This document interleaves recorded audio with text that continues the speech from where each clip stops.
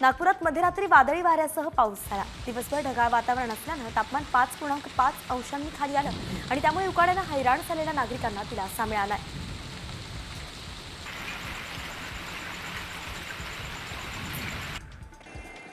मुंबईत विविध तापमान अनुभवायला मिळतंय। मुंबईच्या अनेक भागांमध्ये पावसाच्या सरी बरसल्यात। मुंबई आणि परिसरात ढगाळ वातावरणामुळे असह्य उकाडा जाणवू लागलाय।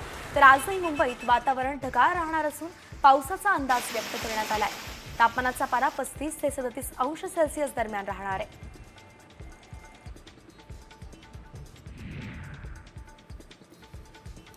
रायगड जिल्ह्यात 2 ते 3 दिवसांपासून ढगाळ वातावरण आहे आणि त्यातच हवामानशास्त्र विभागानं दिलेल्या येलो अलर्टमुळे आंबा उत्पादक धास्तावलेत। हाती आलेला आंबा आणि काजूचं पीक गळून पडण्याची त्यांना भीती आहे। अवकाळीमुळे रोगाचा प्रादुर्भाव होण्याची भीती शेतकरी व्यक्त करतायत।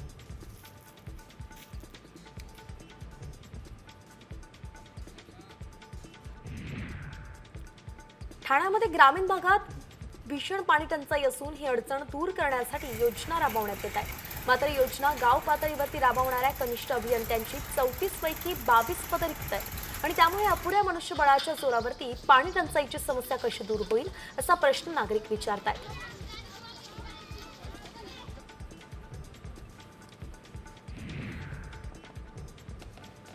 पुण्याच्या शिरूर तालुक्यातील अनेक गावांवरती भीषण पाणी टंचाईचं संकट कोसळलंय।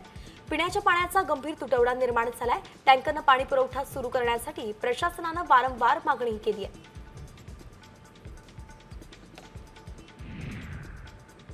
मुरबाड तालुक्यातील ग्रामीण आदिवासी पट्ट्यामध्ये आणि शहरी भागात पाणी टंचाईच्या निवारणासाठी कृती आराखडा मंजूर करण्यात आलाय।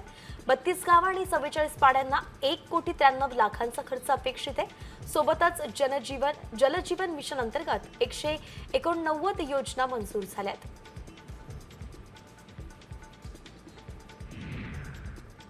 नाशिकच्या कसमादे पट्ट्यात मोठ्या प्रमाणावरती कांद्याची लागवड झाली आहे। मात्र वाढत्या तापमानाचा कांद्याला फटका बसणार आहे। उष्णतेमुळे कांदा पात पिवळी पडून त्यावरती करपा रोगाचा प्रादुर्भाव झालाय।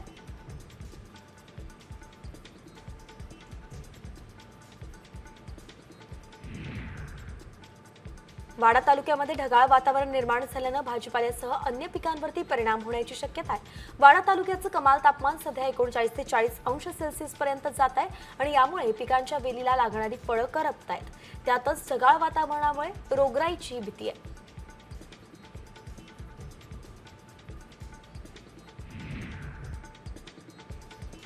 वाशिम पालिकेनं पहिल्यांदा उच्चांकी कर वसुलीचं उद्दिष्ट पार केलंय। 13 कोटी 10 लाख रुपये कर वसुली करण्यात आली आहे आणि यात प्रामुख्यानं पाणी कराचे 2 कोटी रुपये सुद्धा जमा झालेत। मागील 2 महिन्यांपासून पालिकेच्या कर्मचाऱ्यांनी मोठी मोहीम राबवत रस्त्यावरती उतरून कर वसुलीसाठी मोठे प्रयत्न केलेत।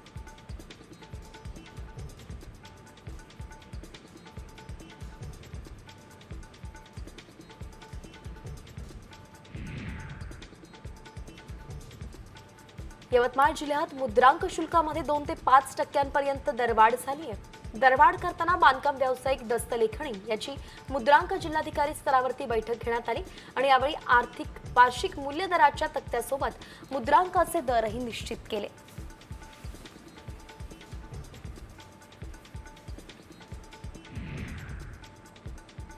भिवंडी पालिकेकडून प्लास्टिक विक्री करणाऱ्या व्यापाऱ्यांवरती कारवाई करूनही मोठ्या प्रमाणात प्लास्टिक पिशव्यांचा वापर सुरू आहे। सार्वजनिक रस्त्यावरती मोठ्या प्रमाणात अशा पिशव्यांचा खच दिसतोय आणि वारंवार जनजागृती करूनही परिस्थिती बदलत नाहीये। त्यामुळे अधिक कडक कारवाईची मागणी होतीये।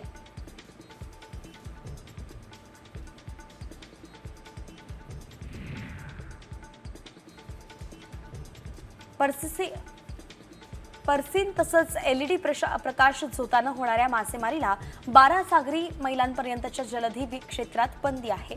मात्र सरकारी अनुदानित डिझेल वापरून अशी मासेमारी सुरू असल्याचं दिसतंय आणि ही बाब कोळी युवा शक्ती संघटनेनं आयुक्त आणि मत्स्य मंत्र्यांच्या निदर्शनास आणली असून कारवाईची मागणी आता होतीये।